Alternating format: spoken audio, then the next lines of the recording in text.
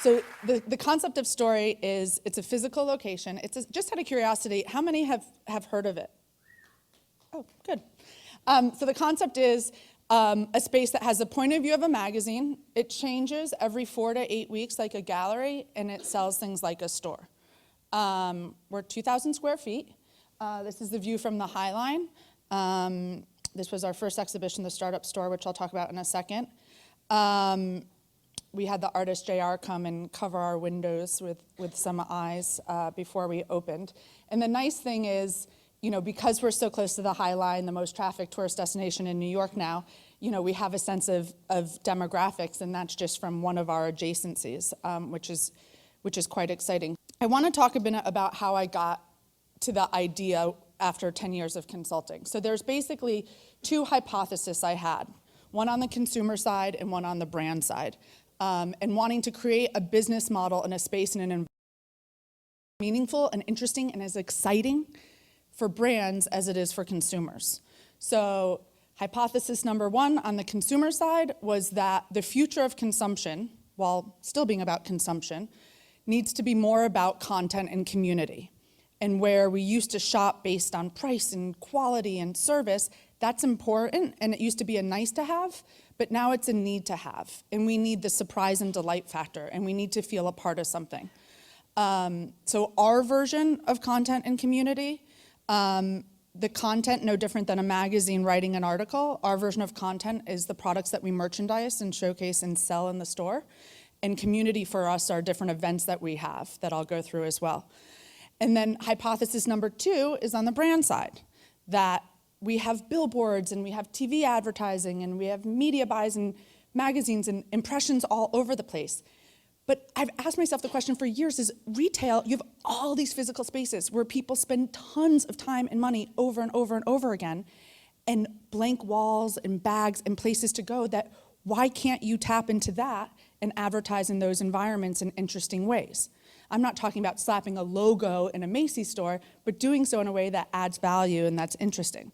So in our model, we have sponsors that are brands that are relevant to the stories that we're telling, and they get access to our conversation and to our community in new ways that they wouldn't otherwise have access to, and we get someone who credentializes our experience. So the story begins with a startup store on December 1st. We opened in beta, because I thought if online companies can have beta, I want beta. Which also was another way of saying I hadn't heard from the Patent and Trademark Office. So we had 6 New York-based internet companies, BaubleBar, Birchbox, Quirky, and a few others, who made things or sell things online, and we brought them to life in the store. So Quirky, which is a website, their tagline is making invention accessible. They crowdsource innovation. You can submit ideas for new products. And if enough people like it, they make it. So this is one product. This is how they sell it online. And this is how we sold it in the store. So not revolutionary, but making sure that the story is still part of the product. And I think, it's important to consider when we buy things in one channel, what makes it interesting, what's a relevant way to have it in another channel. This is the interface on their website where you go to submit an idea. And one Saturday afternoon, we had a live invention event. So people came by with their kids, with their friends, with their spouses, and they said, we want a hairbrush that automatically pulls the hair out. And then someone would sketch that. So that's a picture of Ben Kaufman, who's the founder, and pictures behind of some sketches that were done live, and then kind of the reverse, the analog version, they were then uploaded online and voted on, and I'm happy to say some made it to production. The community piece, having events, this is Birchbox, the concept of subscription retailing. Every month you pay $10 for a box of deluxe-sized beauty samples. So during the holidays, on Saturdays, they had events in the store. So this is a woman coming in late on a Saturday evening to get her hair blown out. On the wall behind her, we were trying to figure out how could we visually represent this concept of 12 months of beauty. So we had 12 boxes on the wall so you could really see physically what that amassed to. This is our speaker from this morning, Graham Hill. This was also during the startup store. These are a bunch of 50 New York-based CEOs and startup founders. And we did a breakfast series in the store, and what store wouldn't be complete without a shopping party? So as the consultant, I felt all this pressure, right? I've been consulting for 10 years, suggesting strategies, and now everyone's gonna be like, well, what's she gonna do on her own? So I'm like, I'll do this secret beta thing, and no one will know. And then I'll work out the kinks for when I launch in February. So as if it's not crazy enough to change over 2,000 square feet every 4 to 8 weeks, I thought, let's do a 4-day coffee exhibition. So this is a 45-minute line to get into something we did called Coffee Common, where it was the first time it was available in North America to the public. Before it was only at TED. And it was world champion baristas who taught people how to make coffee. But other than kind of the excitement around these events we were doing, this quiet soft launch that we had without a PR firm or a big push resulted in 40 million earned media impressions. We doubled our projections. By the way, I don't do operations, so this was kind of be careful what you wish for. But what happened was not dissimilar to that moment back when I was consulting and saying, why did I sell? Why were people wanting me to consult? It was, why is everyone writing about us? What is it? And I think, for me, I think about the past 20 years of my life and looking around at incessant and rampant technological and digital innovation everywhere, changing every moment, every second. And I look at real life experience and retail experience, and I struggle to fill a hand with names of interesting, innovative retail environments in the last 10 years, even 20 years. So we'd all say Apple, we'd sprinkle in maybe some Lululemon and Anthropologie, but there's not a whole lot that's changing. So I'm not proposing we change stores as often as CNN.com's homepage, but I think that retail is stale, and there's nothing else in our life that changes as infrequent as many stores do, and I would like to explore changing that. So this is what was happening inside Coffee Common. A lot of people say, well, how many people, even with the best turnout, are you gonna get in your store? And numbers vary across the board, but there's, you just heard from Michael in Skillshare, who's a great partner of ours. You can say, well, there's gonna be 70 people who come to the Skillshare event, but then another 45,000 who receive the email. And they see your brand there. If they can't come to the date of your event, they'll Google it, and they'll come another day. We did live Google Plus chats. We did events with Guilt City. So what's interesting is it's kind of just reverse profiling. So using the small, intimate environment to amplify as opposed to using a wide online environment to target. So on February 1st, we announced our name, and we are called Story. We got the trademark, which was a big deal.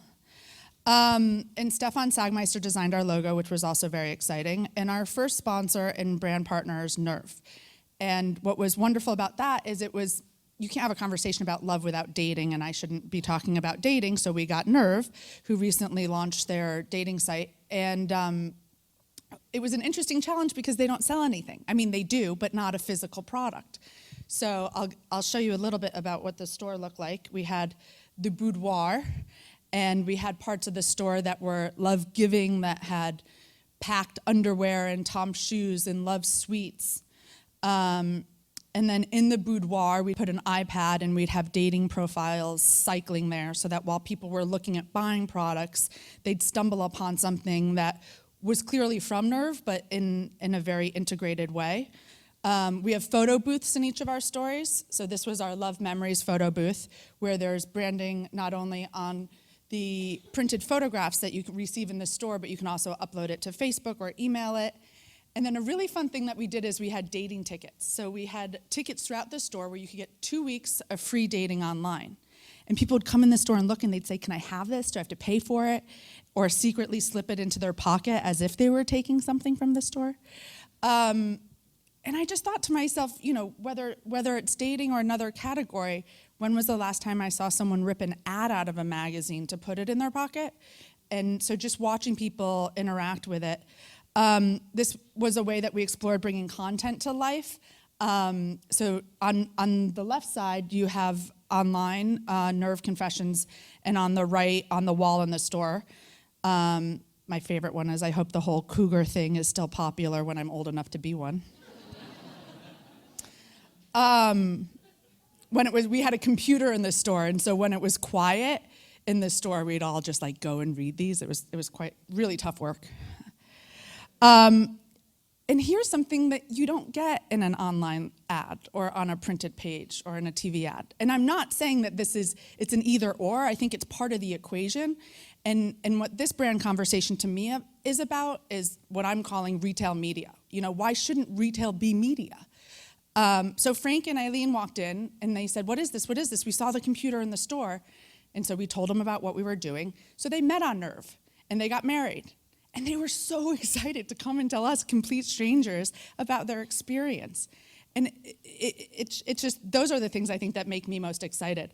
I'll get back to this more later, but this is a first reading we did with Chip Connolly during our first story. So we're still infants in the, and we just opened our second story less than a week ago. And so our story now is called Color Story. I show you this because this is really part of what I consider the cover of what our magazine and media experience is. So on the left, you have In Style's current issue, which is all about color. And this is a view from the High Line of our issue of color. And our issue of color is made possible by Benjamin Moore.